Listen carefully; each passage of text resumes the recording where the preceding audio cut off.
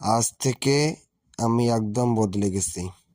আজ থেকে আমি নিয়ম করে পড়ব, প্রত্যেক দিন সকাল বিকাল সন্ধ্যা। কিন্তু তার আগে ইউটিউবে একটা মোটিভেশনাল ভিডিও দেখে নেই।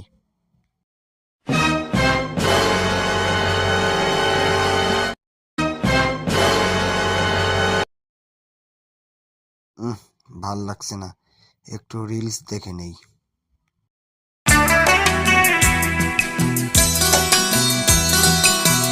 चोरी चोरी दिल तेरा चुराए। রিলস দেখা হয়ে গেল, একটু চা খেয়ে নেই, মাথাটা ফ্রেশ হবে, তারপর নতুন করে আবার পড়তে বসবো। এখন একটু পড়তে হবে, দেখি বইটা খুলে।